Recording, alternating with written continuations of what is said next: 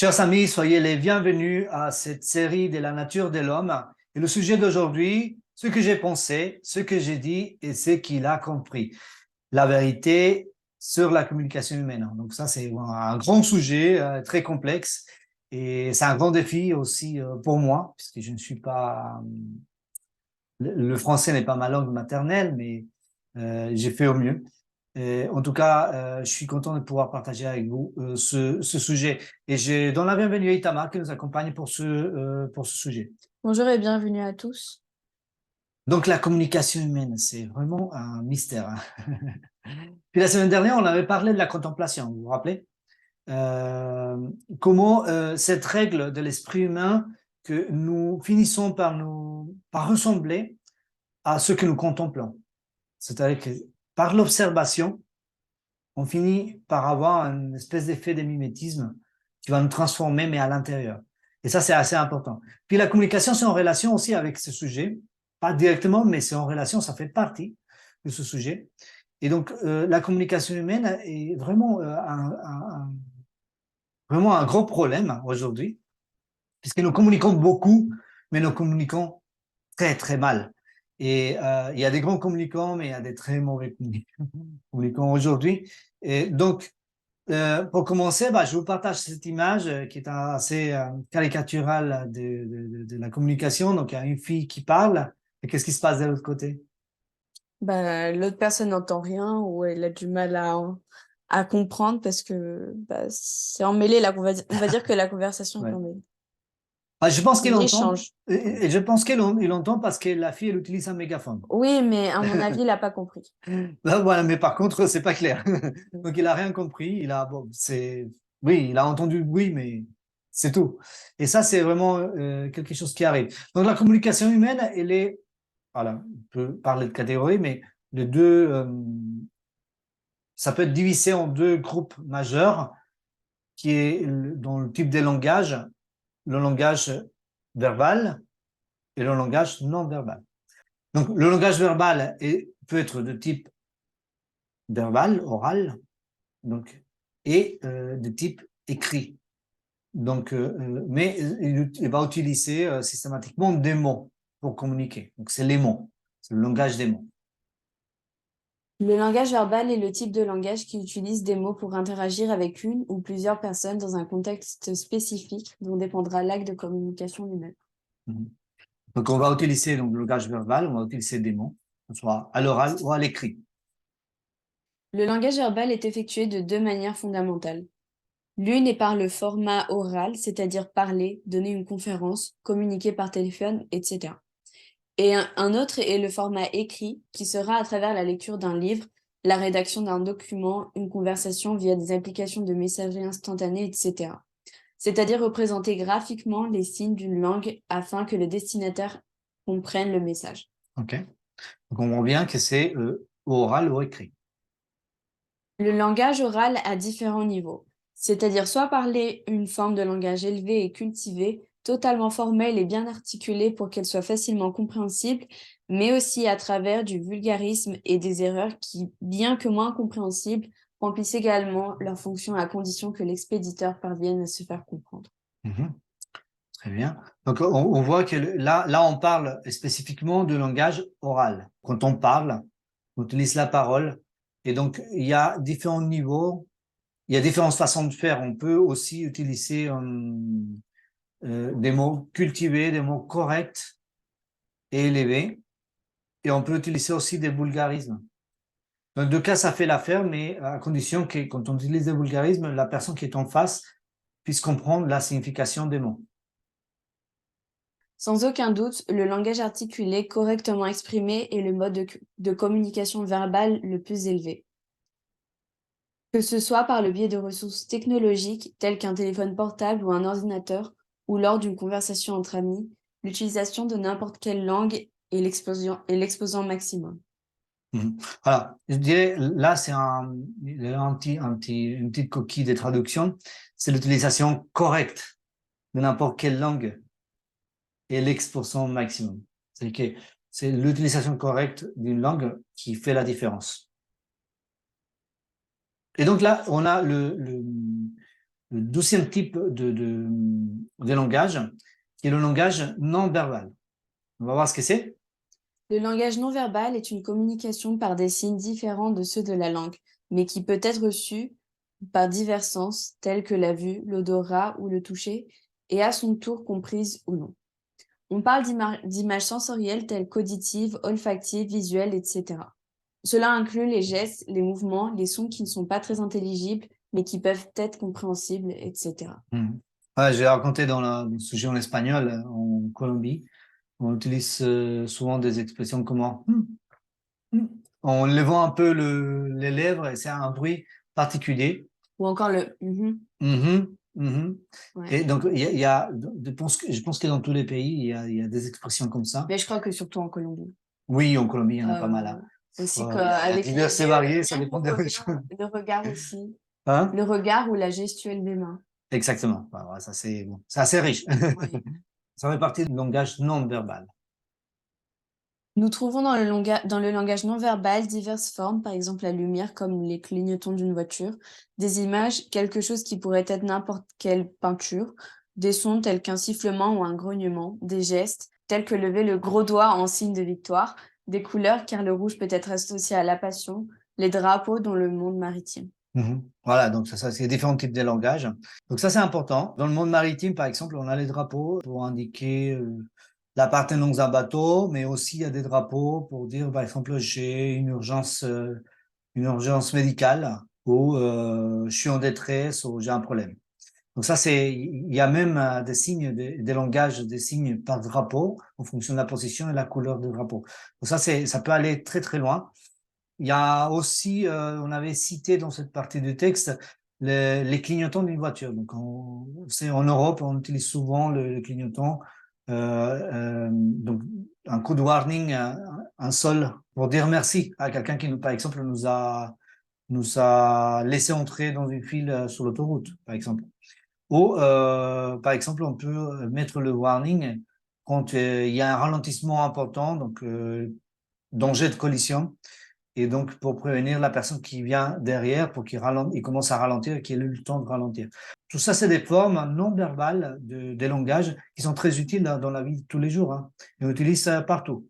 Nous pouvons observer que même au sein du langage non verbal, des techniques de communication avancées et communes ont été développées. Par exemple, si vous arborez un drapeau de votre pays, tous ceux qui le connaissent comprendront automatiquement quelle est bien votre nationalité. Mais imaginons Bah, le mondial. Les Jeux Olympiques. Moi, je vais assister à une compétition, je ne sais pas quoi. Il y a la Colombie qui participe et moi, j'ai un drapeau de la Colombie. Bon, moi, je suis français, mais je suis aussi colombien. Donc, les gens qui vont être autour de moi, ils vont dire, ah oui, les Colombiens. Ouais, d'accord, oui, les Colombiens, puisqu'il y a un drapeau de la Colombie. Donc ça, c'est facile à reconnaître. Très bien. Donc, ça, on a vu l'importance donc le type de langage, différents types de langages qu'on peut utiliser, donc verbal, non verbal. Mais la question est pourquoi des fois on s'en met les pinceaux et ça passe pas. Ok? Donc là, on va lire un texte qui va commencer à nous donner un peu une petite idée de ce qui peut clocher dans ce processus de communication. Et on le trouve dans 1er Corinthiens, chapitre 14, versets 7 à 11. Si les objets inanimés qui rendent un son, comme une flûte ou une harpe, ne rendent pas des sons distincts, comment reconnaîtront ce qui est joué par la flûte ou sur la harpe? Et si les trompettes rend un son confus, qui se préparera au combat? De même, vous, si par la langue vous ne donnez pas une parole distincte, comment saura-t-on ce que vous dites? Car vous parlez en l'air. Quelque nombreuses que puissent être dans le monde les diverses langues, il n'en est aucune qui ne soit une langue intelligible. Si donc je ne connais pas le sens de la langue, je serai un barbare pour celui qui parle, et celui qui parle sera un barbare pour moi. Voilà, donc on a besoin d'avoir une communication intelligible. Donc la communication, c'est pas seulement, on vient de le voir, c'est pas seulement les paroles, C'est pas seulement les mots, c'est c'est pas aussi seulement les l'intonation. mots, l'intonation, les gestes qui accompagnent la parole, la posture, les expressions, etc., etc. Donc ça, c'est vraiment important. Et il faut que déjà notre discours il soit cohérent en soi, donc les structures de discours lui-même, la façon dont nous l'articulons. Je demande pardon à mes amis francophones puisque je parle le français avec un accent qui rend difficile la compréhension, mais je fais au mieux. Mais en tout cas, nous devons de faire au mieux pour nous faire comprendre et que le message puisse passer. Le problème, c'est que si nous parlons pour parler, finalement, ça ne sert pas à grand-chose. Nous aurons aussi des conseils. Il y a un livre qui s'appelle Conseils pour les ministres. Il existe une traduction officielle. Je ne l'ai pas prise parce que, à mon sens, elle manque de précision, cette traduction. Il faut savoir que les originaux de ces textes sont en anglais et que quand on compare le texte en anglais avec certaines traductions, on se rend compte qu'il Il y a beaucoup manque qui des se perdent morceaux. en traduction. Oui. Donc, j'ai pris la liberté de faire une traduction par moi-même, mais cependant, si vous voulez consulter les originaux, vous pouvez le faire. Vous avez la référence, c'est CT en anglais, CT 238 paragraphe Page 2 en anglais. 238, Oui. paragraphe 2. Voilà, donc en anglais. Et vous trouvez l'équivalent dans le site d'Ellen White, EGW Writings. Et vous faites une recherche Google et vous trouvez le site officiel dans lequel vous tapez cette référence et vous pouvez trouver le texte en anglais et son équivalent en français pour si vous voulez comparer avec notre traduction. Celui qui travaille pour Dieu doit faire des efforts sérieux pour devenir le représentant du Christ, en rejetant tous les gestes gênants et le langage grossier. Vous devrez vous efforcer d'utiliser un langage correct. Il y a une grande classe qui manifeste de la négligence dans sa façon de parler, alors qu'avec une attention profonde, ils pourraient devenir des représentants de la vérité. Chaque jour, ils doivent progresser. Ils ne devraient pas réduire leur utilité et leur influence en abritant des défauts dans leur manière, leur ton ou leur langage. Les expressions courantes et triviales devraient être remplacées par des mots corrects et purs. Par une vigilance constante et une discipline fervente, les jeunes chrétiens peuvent garder leur langage du mal et leur lèvres de prononcer la tromperie. Mhm. Donc, il ne faut pas seulement dire la vérité, mais il faut choisir des mots corrects et purs. Bon, en français, on a aussi des mots un peu grossiers, etc. Notre langage, il doit être plus épuré.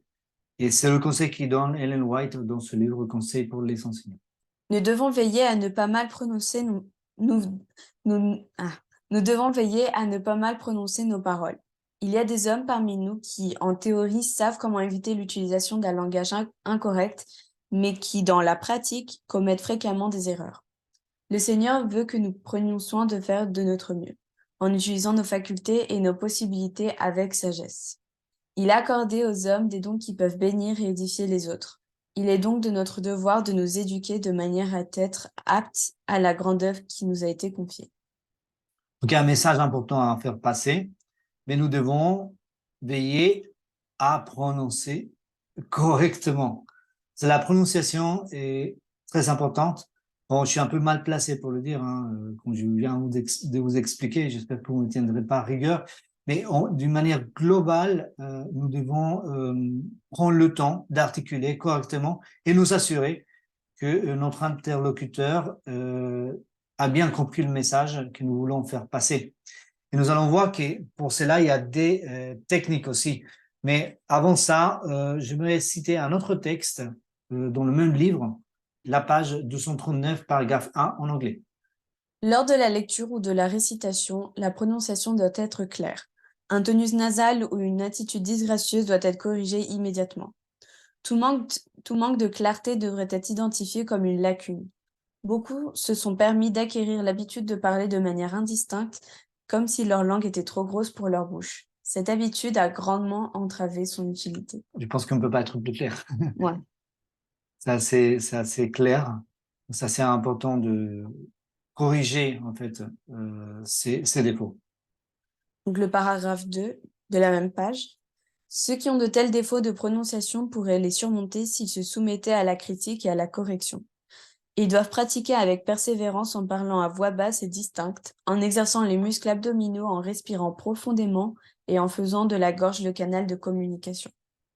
Beaucoup parlent rapidement et d'un ton aigu qui n'est pas naturel. Cette pratique endommagera la gorge et les poumons. En raison de l'abus continu, les organes faibles et enflammés deviendront malades et cela peut entraîner une émaciation.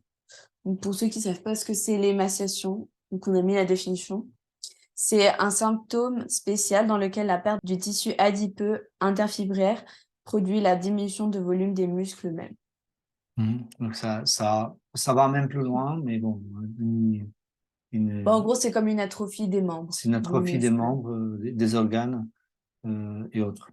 Donc effectivement, donc là on se rend compte que même le fait de prononcer, de ne pas bien articuler nos phrases, peut avoir des conséquences même pour notre santé. Donc ça, c'est vraiment important à corriger. En relation avec le titre du sujet qui est, Ce que j'ai pensé, ce que j'ai dit et ce qu'il a compris. voilà, nous voyons qui est, là on cite 3 étapes, en réalité il y en a 4. La communication est très relative parce que il y a une différence entre ce que je pense, ce que je dis, ce que l'autre personne en face entend et ce qu'ils comprennent de mon message. Donc, à chaque étape, le message, donc l'idée initiale peut être dénaturée et ça peut donner des effets un peu bizarres. C'est un peu le jeu de téléphone. Comment on utilise quel terme Téléphone arabe. on utilise le terme téléphone arabe, c'est un exercice de communication dans lequel on passe un message de l'un à l'autre, on le dit à l'oreille et l'autre, il le transmet à celui qui suit, et ainsi de suite. Et systématiquement, bah, de l'autre côté, ça passe autre chose qui n'a rien à voir avec le message initial. Donc, ça, c'est pour illustrer, pour démontrer, en fait, ces problématiques dans la communication humaine. Donc, la première étape, c'est l'idée. Voilà, j'ai une idée. Ce que j'ai pensé. J'ai pensé à une ampoule. OK? Dans cet exemple. Ensuite, ce que j'ai dit. Attention, ça arrive assez souvent, hein. Il y a un décalage entre ce que je pense et ce que je dis. Ça, des fois, on regrette, hein. Bah, d'ailleurs, je crois que on l'a tous déjà dit, ça nous est tous déjà arrivé, de dire, bah, en fait, ça sonnait mieux dans ma tête. C'est ça, oui, c'est ça. C'est Et un quand on écart le dit, on entre le ce dit. que j'ai pensé et ce que j'ai dit, donc la façon de ce que j'ai dit, les mots que j'ai utilisés C'est et ça. le ton que j'ai utilisé. Il y a même des personnes qui sont surprises, ils disent, ouais, passe-moi les ciseaux. Me passe les ciseaux, mais non, je veux pas le ciseau, je veux le seau. Oui, mais tu as dit les ciseaux. Non, j'ai dit. Parce que, il peut y avoir 36 000 témoins, ils vont être sûrs qu'ils ont dit. Parce qu'en fait, il y a souvent un décalage entre ce qu'on pense et ce qu'on dit. Mais pas seulement dans les mots, mais aussi dans l'intonation, le choix des mots, parce qu'il y a plusieurs mots pour une même chose. Donc, tout ça, ça peut nous jouer des tours. Et puis, la communication, elle va passer de l'autre côté. Donc, il y a une ligne, ça passe du côté du personnage en blanc et ce qu'il a entendu, qui n'est pas forcément la même chose qu'on a dit, hein. Parce que là encore, la communication, elle peut être dénaturée. Et puis, ce qu'il a compris. Donc, il a pensé au début à une ampoule électrique, peut-être une ampoule LED, on va dire. Et puis, à destination, il a compris quoi? Bah, autre chose. C'est quoi? Ça, c'est quoi? Bah, c'est une lampe chinoise. Une lampe chinoise. Bah, les deux, ils produisent la lumière, mais bon, c'est pas du tout la même chose. Donc, voyons bien comment est-ce que dans le schéma classique de la communication humaine, les informations elles peuvent être dénaturées. Et donc, la semaine prochaine, on va expliquer des techniques qui sont très pratiques pour éviter en fait cette déperdition d'informations. Donc, ça, c'est pour la semaine prochaine. Mais avant ça, on avait eu des questions qui ont été posées et donc on va passer aux questions-réponses. Ok, très bien. Donc, on va passer à la section questions-réponses. Et nous avons eu, pendant le sujet en espagnol, nous avons eu 2 questions et 2 commentaires très intéressantes. On aimerait les développer aussi pour vous, nos amis francophones. Donc, la première question, c'était pourquoi il y a des personnes qui ont du mal à articuler ou à s'exprimer? C'est génétique, psychologique, culturel ou c'est inscrit dans son caractère? Et les gestes lorsque nous conduisons. Ah, ok, oui. Donc, il y a 2 choses. La première, c'est les difficultés des langages. Quelle est la source de ces difficultés? On dit que une problématique multifactorielle parce que tout le temps, c'est presque tout le temps, on va dire, c'est lié à différentes problématiques ensemble. Ça peut être d'un point de vue la culture du pays, donc la culture, le langage du pays d'origine, la, la culture, l'éducation que la personne a reçue, la culture familiale, ça peut être de l'ordre fonctionnel, un défaut avec la langue, avec le palais, etc. La gorge, les cordes. ça peut être des problèmes liés à des problèmes psychologiques, ça peut être lié à des problèmes de développement du langage, donc les dyslexies et autres. Donc, c'est multifactoriel, ça dépend de beaucoup de choses. Et dans ce sujet, bah, l'idée, ce n'est pas de dire ou de juger les personnes qui ont des difficultés d'allocution.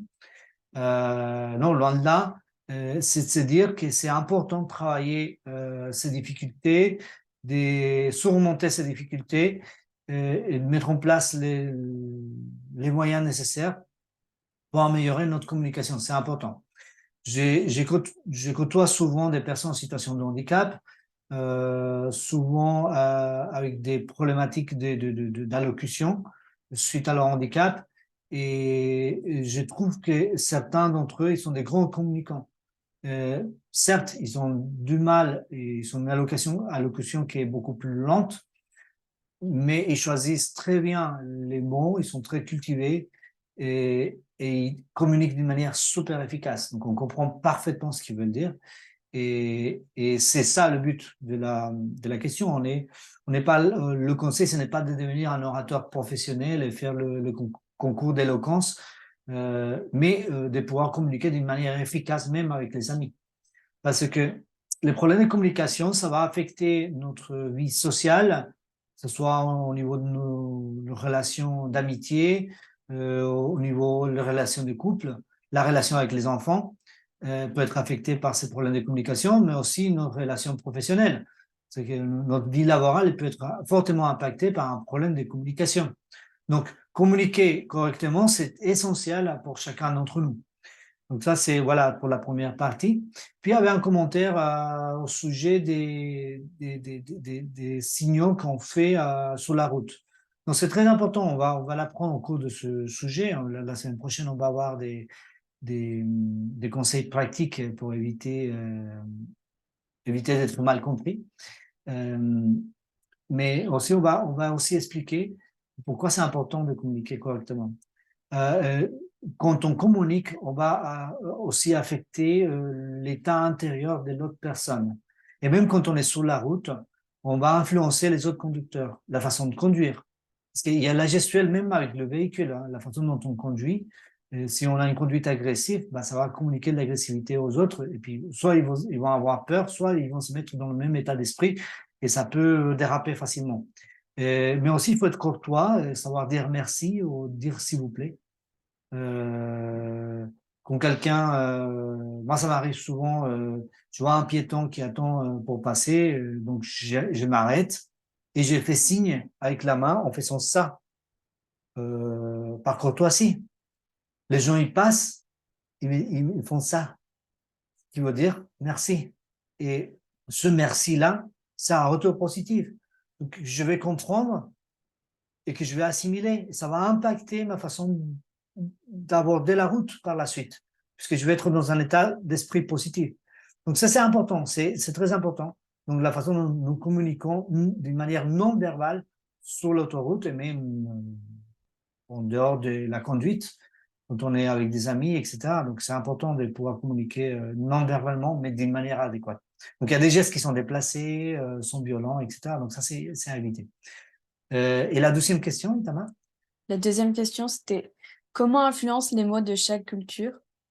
Elles n'ont pas la même valeur pour certaines personnes. Si j'envoie un message, la personne ne le reçoit pas de la même façon dont je voulais le lui faire comprendre.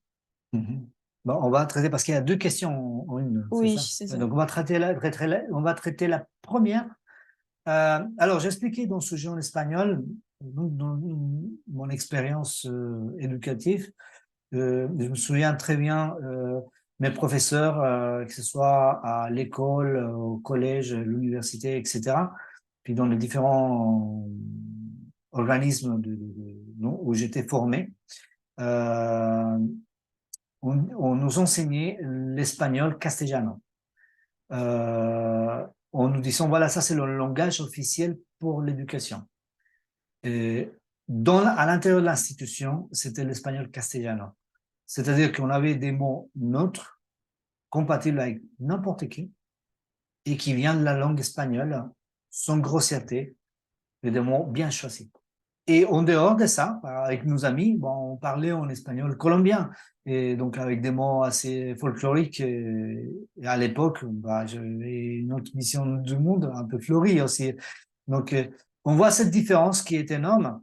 Et donc, c'est vrai que quand on communique avec des personnes d'autres cultures en Amérique latine, bah, j'imagine que pour les francophones, c'est pas tout à fait la même chose, mais il peut y avoir des petites différences, le français canadien, le français en Afrique et le français en France.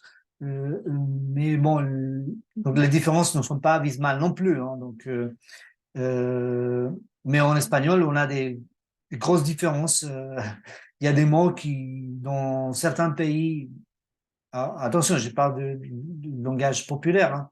Dans certains pays, peut être tout à fait accepté et correct, mais que dans d'autres pays, c'est des grossièretés. Donc, euh, ça a évité, effectivement, et quand on parle ce langage-là, bah, on risque d'avoir des problèmes. Effectivement, donc c'est la manière dont la culture de chaque pays peut affecter notre capacité de communiquer et peut créer des malentendus assez sévères. Si j'envoie un message, la personne ne le reçoit pas de la même façon dont je voulais lui faire comprendre. Ah, ça Avec des c'est emojis. ça, ça, c'est assez classique, hein. J'ai parlé tout à l'heure, j'ai parlé de mon expérience laborale. J'ai écrit beaucoup de messages, beaucoup de mails, beaucoup de rapports, beaucoup de choses. Et notamment, bah, dans les rapports, pas tellement. Le rapport, c'est assez technique et assez carré. Mais quand on envoie un message à quelqu'un pour lui dire, s'il te plaît, est-ce que tu peux corriger telle et telle chose pour le projet parce que on est bloqué et sans ton action, on peut pas avancer.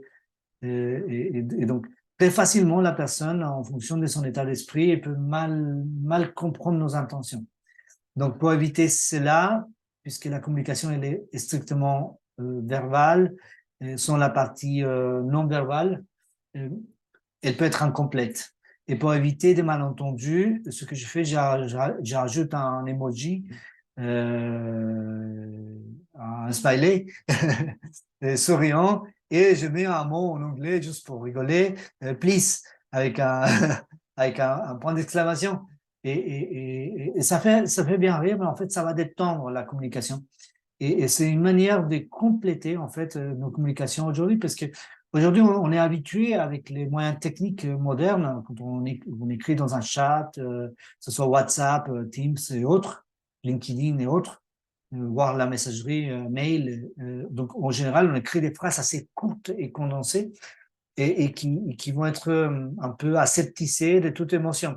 Et donc ça peut se prêter à malentendu de l'autre côté.